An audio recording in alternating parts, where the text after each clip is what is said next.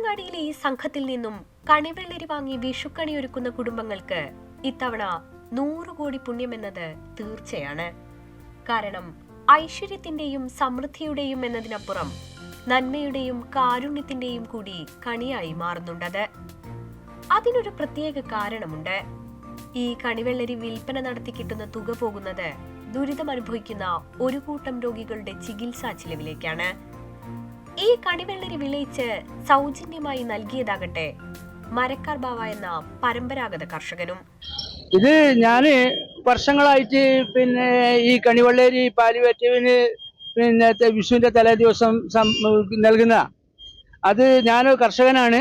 പല രീതിയിലുള്ള കാർഷിക ഉൽപ്പന്നങ്ങളും ഞാൻ ഉണ്ടാക്കുന്നുണ്ട്, കൃഷികൾ ഉണ്ടാക്കുന്നുണ്ട്.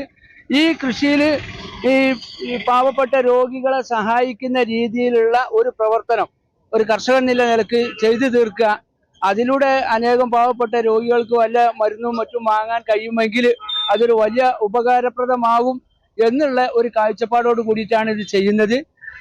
ഇത് തുടർന്നും കൃഷി നിർത്തുന്ന കാലഘട്ടം വരെ ഇത് തുടർന്നും ചെയ്യണം എന്നാണ് ഞാൻ ആഗ്രഹിക്കുന്നത്. കണിവെള്ളരിക്ക് ഏറെ ഡിമാൻഡുള്ള സമയത്താണ് തന്നാലാവുന്ന എന്തെങ്കിലും കിടപ്പ് രോഗികൾക്ക് വേണ്ടി ചെയ്യണമെന്ന ആഗ്രഹത്തിൽ ഇദ്ദേഹം ഇത്തരമൊരു ഉദ്യമത്തിന് മുതിരുന്നത്. മാവൂർ സാന്ത്വനം പെയിൻ ആൻഡ് പാലിയേറ്റീവ് കെയറിലേക്കാണ് മരക്കാർ ബാവ ഈ നന്മയുടെ കണിവെള്ളരികൾ വിൽപ്പനയ്ക്കായി കൈമാറിയത്. വിൽപ്പന നടത്തുന്ന പാലിയേറ്റീവ് പ്രവർത്തകർ ഈ കണിവെള്ളരികൾക്ക് വിലയിട്ടിട്ടില്ല എന്നതാണ് മറ്റൊരു പ്രത്യേകത. ആവശ്യക്കാർക്ക് ഇഷ്ടമുള്ള കണിവെള്ളരികൾ തിരഞ്ഞെടുത്തു കൊണ്ടുപോകാം. തൊട്ടടുത്ത് വെച്ച ബക്കറ്റിൽ ഇഷ്ടമുള്ള സംഭാവന ഇട്ടാൽ മതി. അങ്ങാടിയിലെത്തുന്നവരും ഇതുവഴി കടന്നു പോകുന്നവരുമായി നിരവധി പേരാണ് ഈ സൽപ്രവൃത്തിയിൽ പങ്കാളികളാകുന്നത്. കണിവെള്ളരി കൃഷി നമ്മുടേതല്ല.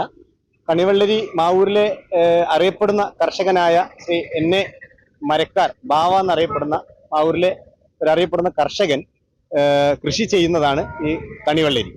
ഇതിൽ നിന്ന് ഒരു ഭാഗം മാവൂരിലെ കിടപ്പ് രോഗികൾക്ക് വേണ്ടി മാവൂർ സാന്ത്വനം പെയിൻ ആൻഡ് പാലിയേറ്റീവ് കെയറിന് വേണ്ടി സഹായിച്ചതാണ്.